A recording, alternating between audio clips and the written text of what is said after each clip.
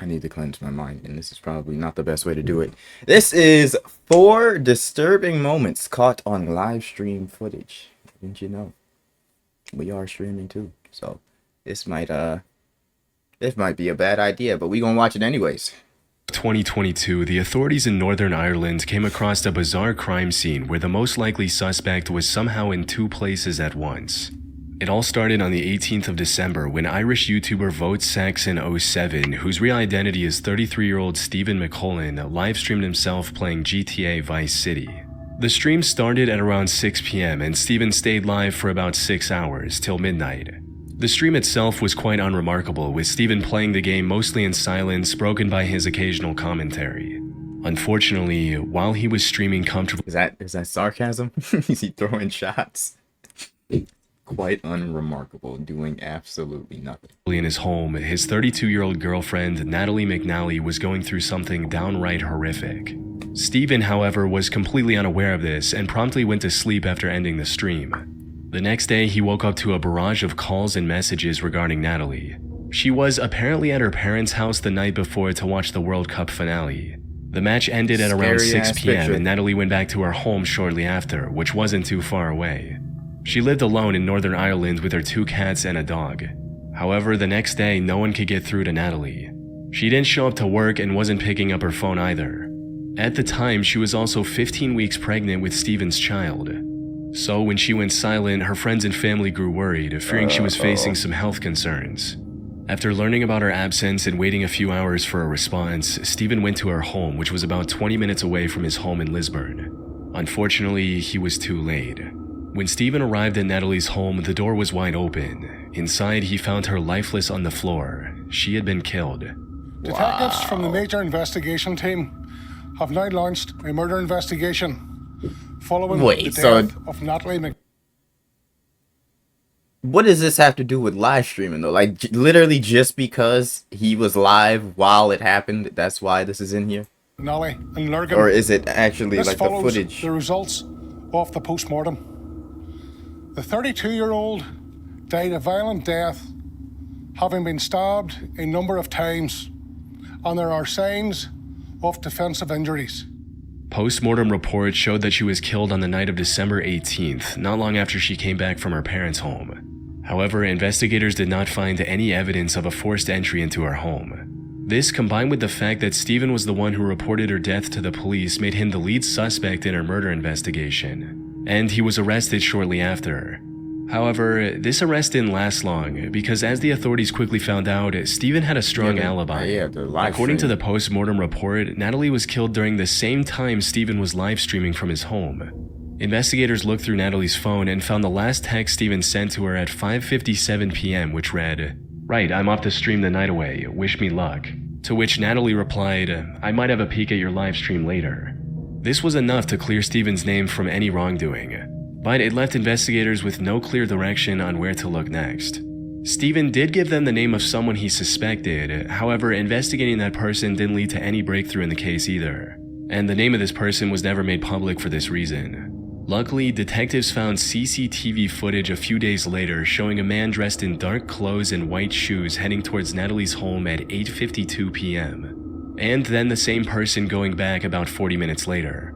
Given his timing, investigators determined that this was the killer. Shockingly, he had the same height and build as Stephen. This put him on the radar once again, but it also raised a valid question. If Stephen was the perpetrator, how could he be in 2 places at the same time? Just because the nigga is the same height and build, that's just more than enough. Like, did y'all see a face, man? Any other option, the authorities put a £20,000 reward for information regarding the killer and continued investigating. They also feared that by the time they started this investigation, the killer could have easily fled to any of the neighboring countries. In the meantime, Natalie's case had become national news, resulting in multiple memorials around the country. This put even more pressure on the investigators to find the killer as quickly as possible. They made several arrests and even seized the suspect's car. Investigators also found the weapon the killer used on the 5th of January 2023, which was a knife from her own home. Okay, they found the knife. However, none of these developments brought them any closer to identifying the killer. How the hell? That is until January 31st, when they arrested Stephen again, but this time with solid evidence. As it turns out, the only thing keeping him out of suspicion, the live stream, was completely fake. The whole thing was pre-recorded. That is crazy than a bitch. Yo, that is insane. I'm sitting here like, bro, I'm sitting here thinking the only reason he got saved is because of this live stream. That was actually good cover. I'm not gonna lie, but what is this? What is wrong with this sick ass nigga? You killed her and the baby that she was pregnant with? And broadcasted to simply look like a live stream. After That is his a arrest, crazy investigators plot. went through his computer and found the original recording, which was made on the 14th of December, 4 days before the incident. They also found a taxi driver who described picking up someone matching Stephen's profile near the murder at 9:30 p.m. and then dropping this person near Stephen's house. Most importantly, according to the taxi driver, this passenger had forgotten his wallet at home, so he quickly ran inside his house to get the money. And as expected, he ran into Stephen's home. All this evidence left no doubt in the fact that Stephen was the one who went to Natalie's home to commit a predetermined crime. In hindsight, there were plenty of suspicious moments during the fake live stream that should have raised more alarms. For starters, the stream was titled The Violent Night Christmas Live Gaming Stream. At the start of the stream, Stephen also claimed that he was having technical issues with the streaming software, which he used as an excuse as to why he wouldn't be able to interact with the live chat. Well, because this streaming software is kind of up the left, it means I can't check the live chat, which is a real shame. So, by all means, talk amongst yourselves. This ensured that no one questioned why he wasn't talking with his viewers, which is cover essentially all the whole point of doing a stream instead of posting a pre-recorded video. At the start of the stream, Stephen made sure to repeatedly mention what day it was. Hello to all in this glorious Sunday evening.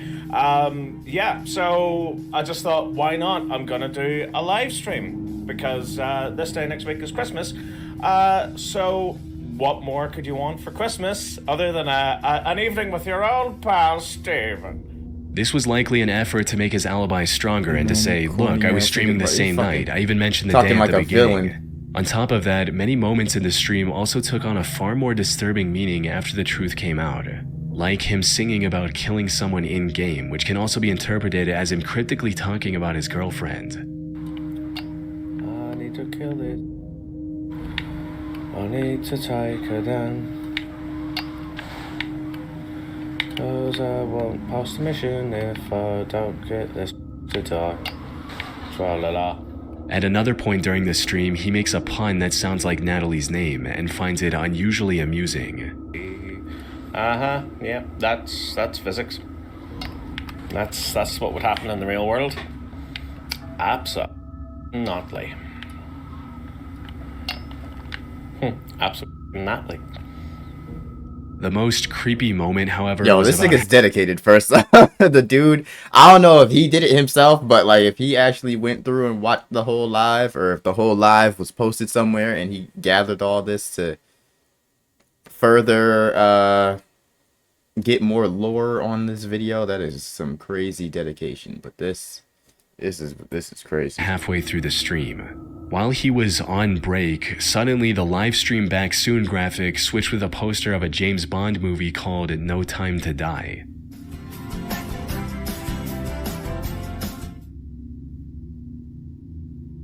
Stephen later claimed that this was an accident. He accidentally dropped his controller on the keypad, which made the strange graphic come up. But since we now know that the live stream was pre-recorded, Stephen deliberately included this graphic at this point during the editing, likely alluding to the crime he was going to commit on that day.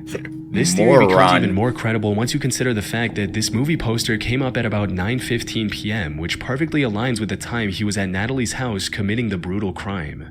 That said, his clever schemes were derailed and he was charged with murder. He was also refused bail. And at the time of writing, he's awaiting trial on May 6, 2025. Hopefully, Natalie and her family can get the justice they deserve. 2025. Hopefully, Natalie and her family can get the justice. Why did these take so long? They deserve. If y'all have all the evidence. That was damn near half the video just his. That was a crazy ass plot. He had all types of foreshadowing and alibis, and yet he still hoed himself basically. I don't like how, I guess it's because the date hasn't come yet for them to do the trial, but I wish we knew their reasoning. Like I Not that it would make it better. I just want to know why. Like, what was the On point of April that? 4th, 2020, Ernest Wilson went live on Facebook during a house incomplete party story. without knowing that these were his final moments alive. Ernest was a 24-year-old warehouse worker living in Baltimore, Maryland. The only passion he had in life was for partying, playing board games, and turning them into drinking games. Unfortunately, the 2020 pandemic and the subsequent lockdown closed every public venue he frequented.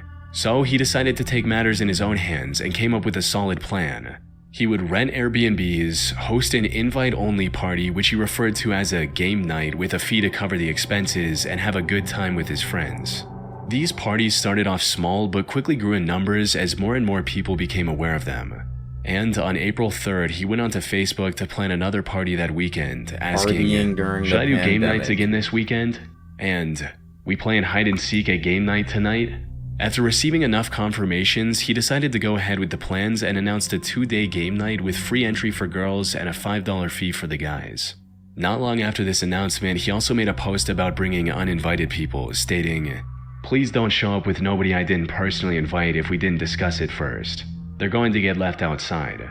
Maybe he had experienced problems with uninvited guests at past events. Or maybe he simply wanted to know the exact number of attendees ahead of time. But in hindsight, his concern makes a lot more sense. As the night approached, Ernest started the event. Yeah, this narrator.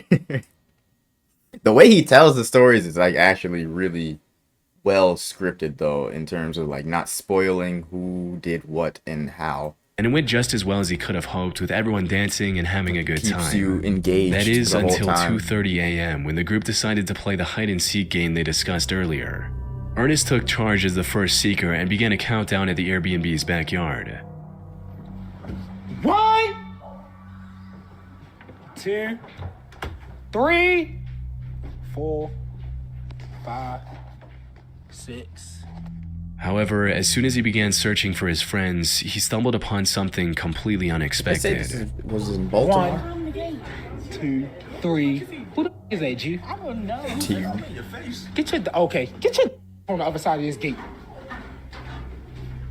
Who the f- This can't be one of my friends. He saw someone trying to jump the fence and break into the property. Not trying. That Now, nigga the succeeded. correct response would have been to go back inside to safety and call the cops on this intruder.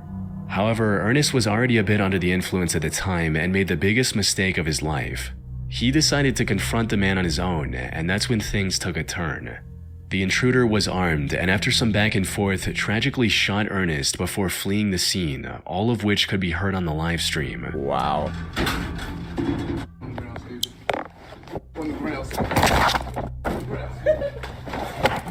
Hey, Pard! The police arrived at the property at 2:45 a.m., where they found Ernest lying in a pool of his own blood. According to the few statements that were released to the public, this Oh, it appeared to is be in a case Baltimore. of a robbery gone wrong. However, some believe there was more to the story. This is because during Ernest's struggle with the intruder, a girl can be heard laughing in the background. Hey, Pard! A setup and it got backdoored. As the story goes, this girl Literally. was an accomplice of the intruder who planned to either rob the place or eliminate Ernest for some reason, with one person on YouTube writing, "That girl tried to let someone in the front door, or she knew who tried coming through the door. Once discovering it was locked, she told them to hop the fence as clear as day. I would start with her boyfriend." Unfortunately, from what I can find, the police never caught the suspect, and Ernest's case remains open to this day. What? So, whatever their motive was, I doubt we'll ever know, especially 5 years later. type of shit is that? On September 7th, 2024, They a actually 32-year-old got away man by with the it. name of Joseph Couch opened fire on Recorded on vehicles live, traveling and they down still got away with I-75 it. near the city of London, Kentucky. He managed to hit 12 cars, injuring 5 people. Fortunately, there were no fatalities. As authorities rushed to his location, Joseph managed to escape into the wooded area alongside the highway. This left the investigators with no choice but to search the Daniel Boone National Forest, hoping to find the mass shooter. In the meantime, they also began looking into Joseph's past and made some chilling discoveries. He served in the Army Reserve from 2013 to 2019 before receiving an honorable discharge due to him developing PTSD. More importantly, this wasn't his first entanglement with law enforcement. Back in 2015, he was arrested for throwing a rock at a dog and then pointing an AR-15 at its owner. Joseph had to pay $1,000 for bail, and the case was later dismissed a few months later. However, the same year he was arrested again, this time for supplying a minor with alcohol and vandalizing private property with spray paint. This resulted in him having to spend 6 months in jail, alongside 200 hours of community service and a $1,500 fine. All of this highlighted just how mentally unstable he was. Something that became even more apparent when investigators factored in the messages he sent to his ex before the shooting. These read, "I'm going to kill a lot of people. Well, at least try. I'll kill myself afterwards." His past record and these texts also made it clear that Joseph wouldn't go down without a fight if they managed to find him. Unfortunately, the search for him wasn't progressing as smoothly as they'd hoped. The search for the suspected highway gunman, Joseph Couch, intensifies as law enforcement has expanded its search efforts. State police say they are extending their search deeper into the Daniel Boone National Forest as the manhunt for Couch enters day 7. Local agencies were forced to close a section of I-75 and shut down schools, fearing Joseph might strike again. Eventually, they did manage to find his SUV, which also had numerous cases of ammo for the AR-15 style rifle he used for the shooting. However, this didn't provide any clues about his current whereabouts. In a desperate measure, the authorities put a $35,000 reward for finding Joseph to enlist the help of locals. And that's where the McCoy couple entered the picture. Fred McCoy and his wife Sheila operate a museum dedicated to the historic feud between the Hatfield and McCoy families in Kentucky. They also run a small YouTube channel dedicated to this museum called Hatfield McCoy Museum Adventures, where they discuss the various aspects of that feud in greater detail. After hearing about the massive reward, the couple decided to give it a go. They had lived in the area their entire bounty lives hunting? and knew the wilderness well. $35,000. That's a sweet little piece of money. We're going looking for him. We're hoping he finds us, but we're going looking for this Couch guy, Joseph Couch. They also decided to live stream their adventure through the Kentucky forest on YouTube, likely to have an instant record of whatever they find. They truly believed they could find him, and luck was on their side, because during one... Like, hold on. What are these stats? Like, the considered armed and dangerous. Were they going in with the intentions of having a shootout? Because y'all not just about to hog-tie his ass and take him to the police. Like, that's not what's about to happen. One of their live-streamed expeditions, Surely. Fred noticed a whole bunch of vultures hovering over the same area, They find possibly him dead. indicating a rotting corpse nearby. The two decided to head towards the vultures. No way. And just 30 minutes later, the McCoys found what they were looking for. No way. You found him? Oh, my Lanta. Oh my Lanta. I'm coming. There's no way. Oh, my Lanta. You found him? Oh, my Lanta. After They 7 immediately days. alerted the authorities, who used DNA testing to confirm the body was Them indeed vultures was Joseph Couch. tearing him up. A later autopsy report also confirmed that he went through with the plan he talked about in his message. After 13 days of searching, the I-75 shooter mystery finally came to a close, ending the manhunt and easing the fear of Joseph still being out there. Did they get the money? Probably. On October 28, 2019, a 47-year-old Japanese man named Tetsu Shiohara live-streamed himself climbing Mount Fuji. And what was supposed to be nothing more than a fun stream quickly turned into an avoidable tragedy. You see, Tetsu had been climbing Mount Fuji since 2017 and had already reached the summit many times. However, all of those previous expeditions were during the climbing season, which stretches from July to mid-September. And while it's not an easy task, it's far safer during these months with maintained trails, milder weather, and resting huts along the way that also sell essential supplies like food and oxygen cans. So when Tetsu decided to climb the mountain in late October, it was already covered in thick, slippery snow. 1 month late. And the conditions were far harsher than he could have imagined, with winds reaching up to 60 miles per hour. All of the resting spots on the mountain were also closed for the off-season. But despite this being his first off-season climb, the unfavorable conditions did not deter Tetsu. He was determined to reach the summit and make it back in a single day. Unfortunately, the stream didn't get off to a good start, as he forgot to bring essentials like thicker socks to keep his feet warm and crampons to prevent his shoes from slipping. ソックス。あ、靴下。あれ靴下忘れた。いや違う違う。 That's actually insane. The fact that live streams, like watching one and just assuming like all the stuff is scripted and planned out, but like this could dead ass happen to anybody. You could just randomly die during one of these recordings and nobody watching. Later, would he also expect commented it. on how he didn't bring any food with him to avoid making his backpack too heavy. Yeah, that's But just as not the smart. climb continued, not having food became the least of his worries, as he quickly realized the snow that day was deeper than he could have imagined. On his way to the top, he passed several points where the trail had collapsed due to bad weather. About 2 What hours into the the- hike, his viewers started to notice how dangerous things were getting as well, and began urging him to turn back before reaching the summit. 一般客だね。そうやね。せやね。でも山頂まで行けちゃうと思うよ。この。 However, he ignored all the warning signs and pressed on with the hike, and by sheer willpower actually managed to get close to the summit. Sadly, this is where his luck ran out. While treading through a particularly steep section of the trail, Tetsu slipped and fell down the mountainside. 外が待ってんだけど雪で。よし行こう。ここも危ないね。ちょっとね斜面。あ、滑る。 Seconds after slipping, his phone hit a rock and turned off, ending the live stream. His viewers immediately alerted the authorities. However, due to the harsh conditions, it took rescue workers 2 days to locate Tetsu's body. They found it severely dismembered, Oh 2,300 my feet below Lord. the point where he'd slipped. Now, for most people, this was an open and 2,000 feet. This nigga fell 2,000. Yo, is to holy locate Tetsu's body. shit. They found it severely dismembered, 2,300 feet below the point where he'd slipped. Now, for most people, this was an open and shut case of an inexperienced and underprepared person misjudging the dangers of Mount Damn. Fuji. But I came across some interesting theories regarding the situation.